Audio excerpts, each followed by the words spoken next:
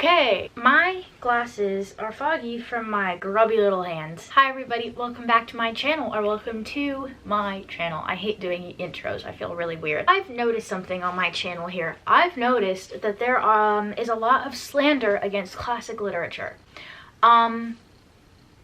I have nothing to say in defense. I had ever read the correct classic literature for me in high school.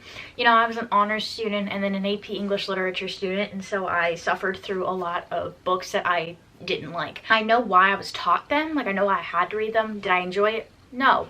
And I think that's why a lot of people have such an aversion to classic literature. They're not reading the correct ones for them. And that's the same with all types of reading. So welcome to Claire's Declassified Classic Survival Guide. Get it? Like Ned's Declassified? That show? Create a guide that will help you survive school.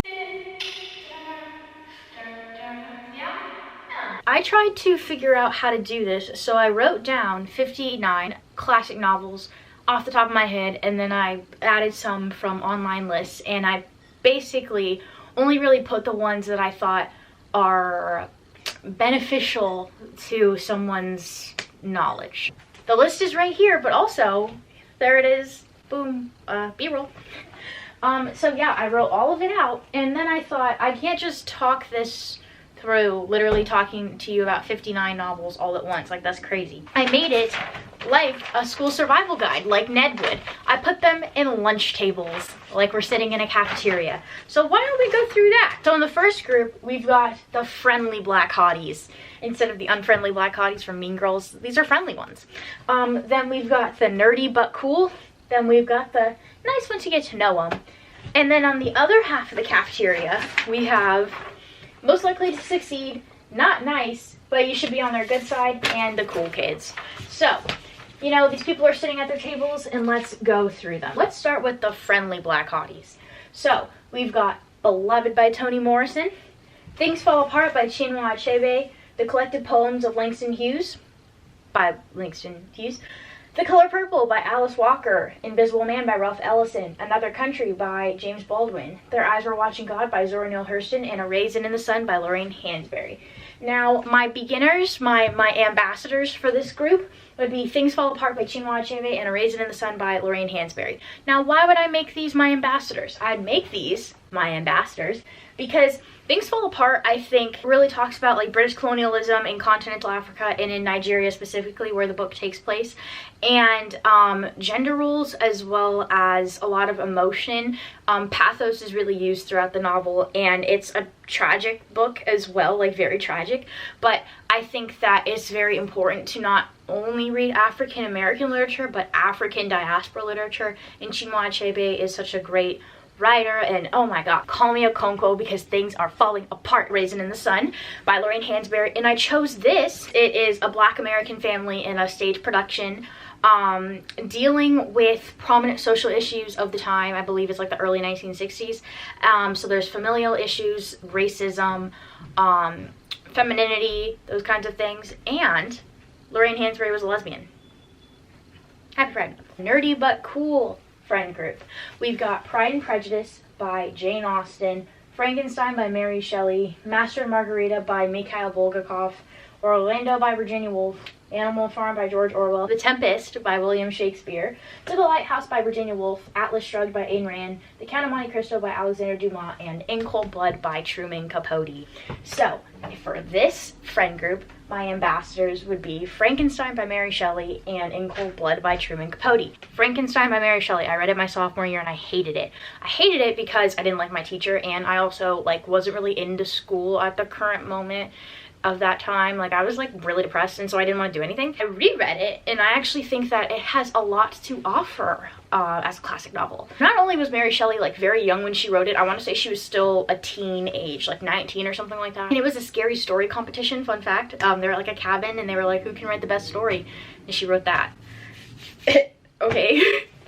Creativity on 1,000. The modern Prometheus, you know, it talks about humanity, nature versus nurture. It's gothic, and there's also a lot of talk of morality, because Frankenstein in the novel isn't the, you know, monster. He actually, like, okay, first of all, he like full on sprints in one part of the book, like across a field, and I was like thinking about a man who is made of different body parts coming at you at full speed, I'd be literally terrified. Like, oh my god. Feelings and emotions and wants and desires. And it's like, well, why doesn't that constitute him as human? Dr. Frankenstein giving the monster life, like how Prometheus gave humans fire. Also, I feel like I just called the monster Frankenstein. He's not Frankenstein. He's just the monster. Dr. Frankenstein's monster. But it's easier to just call him Frankenstein. That's not correct though, and I know that. I took AP Lit. And also in Nerdy But Cool, we've got In Cold Blood by Truman Capote. Now this is an ambassador because it is the first nonfiction novel, allegedly. That's the claim to fame. If you like true crime, this is really the book for you because it kind of was the catalyst to this genre. It spawned the genre of true crime and applied prose to it. And so I think it's really interesting that you're reading about something that really happened, but it's being told as a story of the Clutter family and of the murder. So it feels like fiction, but none of it is made up. And so that's just really, really fascinating to me. And Truman Capote did like 6 years of really intense research, went to the Clutter house, like all that stuff.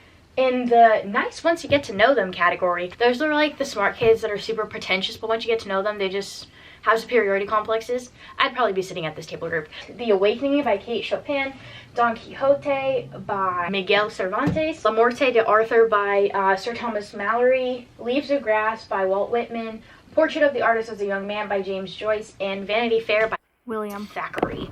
So the ambassadors here are The Awakening and Vanity Fair. So The Awakening, I would say it's nice once you get to know it because I didn't enjoy reading it, but the commentary that comes out of it is super fascinating because there's a lot of talk of not only feminism but femininity and the choices that the main character makes with her life in the end of the story, why she did so, her dynamic with her children. For Vanity Fair, I chose that because it's satire of British society during the Napoleonic Wars, and there's a great female lead, and Robert Pattinson is in the movie. Moving on to the second half of the cafeteria, the busy cafeteria. We've got the Most Likely to Succeed group. Now this group is the cool kids, the student body president, head cheerleader, all those kinds of things in our bad teen movie. The Great Gatsby by F. Scott Fitzgerald, 1001 Nights, I believe it's just by Anonymous. The Art of War by Sun Tzu, The Prince by Niccolo Machiavelli, The Yellow Wallpaper, that is a short story by Charlotte Perkins Gilman. Then we got Of Mice and Men by John Steinbeck, Dracula by Bram Stoker, Romeo and Juliet by William Shakespeare, The Outsiders by S.E. Hinton, Lord of the Flies by William Golding, The Alchemist by Paulo Coelho, and Stranger in a Strange Land by Robert Heinlein. Okay, I wanted the more bulky categories, and so it was kind of hard to pick an ambassador because I think that this whole group, I called them the Most Likely to Succeed group because I think that these are the most consumable for someone who doesn't like classic literature or wants to get into reading and wants to begin with the classics. This is the list that I think you should start with. These were the most accessible for me to read. Now, this is kind of the list that I've been eating out of as I continue to read classic literature in my college years. So for my ambassadors, I picked Stranger in a Strange Land and The Outsiders. I picked The Outsiders because it is the OG young adult novel. And I got many of my literary crushes from this novel. Very coming of age, it's a very easy read, it was very quick. I remember I read it and I think I was in 8th grade and I read it in a sitting because I enjoyed it so much. The prose was very easy to continue with, and it's a good story. S.E. Hinton wrote it when she was 17. Little flex to make me feel inferior, but yeah, so it is, like I said, the OG YA novel. So if you want to really start anywhere, I would start right there with The Outsiders. Other ambassador, Stranger in a Strange Land. Now I chose this because I think that it is probably the best example so far that I've read of counterculture really shoved into one novel. It was a very prominent book in the 1960s because of its relevancy to counterculture in that movement, and it really talks about what it means to be human, what it means to be from Earth, and who really is the judge of that. You know, like, who am I to tell someone else that they're living incorrectly? because what is the correct way to live? Like, you know, everyone has a different opinion of everything, and it's banned in a lot of places because it questions religion, money, and sex on literally every single page. But I just think it is so interesting, and I really enjoyed it, and it is kind of one of those books where the commentary that you get out of it is better than the actual novel, in my opinion, but reading it wasn't boring. So in the not as nice, but you should get on their good side table group. Now these are the kids in class who hate helping you when you ask for help on a worksheet in honors chemistry. They don't want to help you, and they groan when they get partnered with you for an assignment. 100 Years of Solitude by Gabriel Garcia Marquez, Ulysses by James Joyce, Scarlet Letter by Nathaniel Hawthorne, 1984 by George Orwell, Anna Karenina by Leo Tolstoy, Fahrenheit 451 by Ray Bradbury, Emily Dickinson's Poetry, Crime and Punishment by Fyodor Dostoevsky, Moby Dick by Herman Melville, and The Adventures of Huckleberry Finn by Mark Twain. Okay. You should get on their good side because you're gonna hear about it again. Like, you should at least know a general understanding of it if you're an English student. And if you don't, and if you just want to like easy literature, stay away from these. Oh, I picked 100 Years of Solitude and Dickinson's Poetry as my ambassadors because 100 Years of Solitude is just magical realism. Whole lot of magical realism. Gabriel Garcia Marquez, besides Toni Morrison, is my favorite magical realism author. I think it's just so wonderfully woven, and it is god awful to read because it messes with my mind, but it's really great. It is a magnum opus, to be honest, and it also is just funny. Like, the prose is funny. It's really fascinating how like generations of this family are really woven well together. It doesn't feel like there's any time jumps. It's just really confusing because it is translated from Spanish. I speak Spanish, but not enough to read it, says a Spanish major. A lot of the characters have the same name because they're in the family, so there's like juniors, but I don't think they're juniors though, they just have the same name. So that's really confusing when they start going to different generations. But again, it's good. If you just want a casual classic literature read, I would not start here. Dickinson's Poetry is tough and it's boring, but it's important and it expresses a lot of emotion and femininity, and she really paved the way for a lot of current poets and a lot of current authors. And also, a fun fact, Emily Dickinson used to like give food to the kids of the neighborhood that she used to live in. Like, she would just be like passing stuff out her window. Like, I thought that was a fun fact. At our last table, we've got the cool kids. The cool kids, I called them this because they're the kids that are like, like, it's a little bit difficult, but it's worth it, and it makes you feel cool when you sit with them. They're all welcoming. They want to know what's up. They ask you about your day. They share your food. If you're a little bit hungry when you're done with yours and they got some extras, they're going to share with you, and I really like that. So the cool kids are To Kill a Mockingbird by Harper Lee, Macbeth by William Shakespeare, Iliad and Odyssey, it's by Homer, Metamorphosis by Franz Kafka, Catcher in the Rye by J.D. Salinger, The Divine Comedy by Dante, Othello by William Shakespeare, The Picture of Dorian Gray by Oscar Wilde, Great Expectations by Charles Dickens, The Importance of Being Earnest by Oscar Wilde, and A Clockwork Orange by Anthony Burgess. So this is another one of my favorite categories. So my ambassadors would be Othello by William Shakespeare and The Picture of Dorian Gray by Oscar Wilde. But there are some honorable mentions. I really do love The Catcher in the Rye, and I also really love The Importance of Being Earnest. I picked The Picture of Dorian Gray as an ambassador because the argument and conversation surrounding aestheticism is so fascinating to me, because it's the argument and conversation surrounding if art should just be considered art or if there should be a greater purpose behind the work. Like, should I look at a painting and just be like, oh, pretty painting? Or should I see that painting and see a metaphor or an allegory or something, dig deep to think about it? And that was a lot of Victorian society. I think it was just commentary about the social period and how everyone was just kind of sitting around with sticks up their butts. At least that's what Oscar Wilde would say. I love Oscar Wilde so much because he really just kept telling people, like, y'all are weird and I'm not like you guys, like, I'm built different. Like, that was Oscar Wilde's entire thing, right? Hedonism, morality, I do what I want. Dorian Gray is such an awful character. Like, he sucks.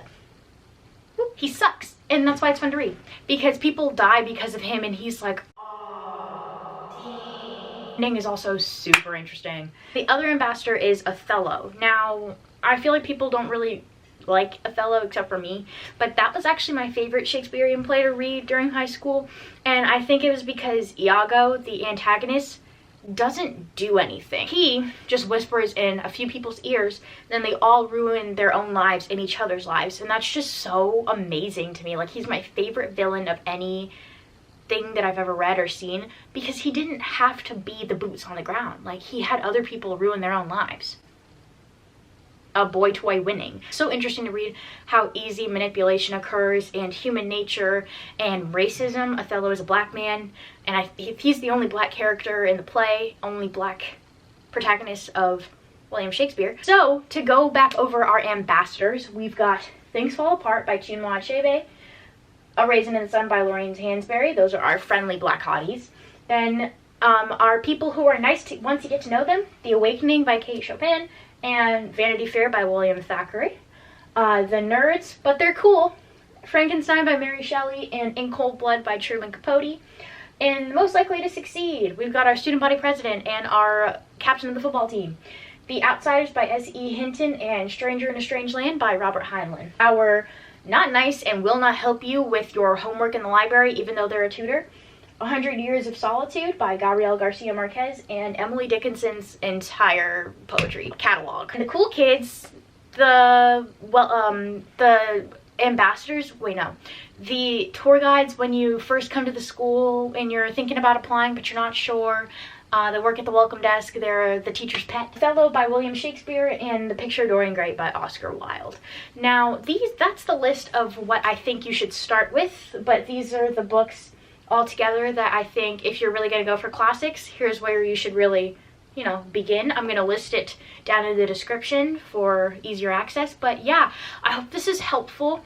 I did this because I think that I hear people talk about how much they hate classic literature, myself included, a lot. And I see your point and I see your vision, but you just got to really figure out which ones are worth it. Because I think all of these honestly are worth it at some point, but they're just not as easily consumable as other books. Does that make sense? I don't know. Honestly, you've really got to pick your battles. You've really got to pick your battles. Like Ulysses, I'm not touching that. In the Most Likely to Succeed and Cool Kids, I would recommend A Clockwork Orange to honestly anybody. The Yellow Wallpaper was such an interesting short story. The Prince by Niccolo Machiavelli.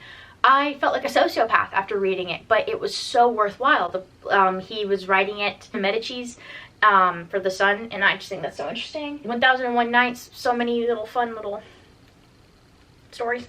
And then the Friendly Black Hotties. The Friendly Black Hotties. I love these. I love books. I love books. Let me stop talking because I'm really hot, but this is the list. I hope you enjoy. I hope I helped in some way. Let me know if I missed anything or if you think that some of these books should be sitting at a different table group, because I'm open to suggestion. But yeah, I hope you enjoy. Have a wonderful day and happy reading. Okay, bye.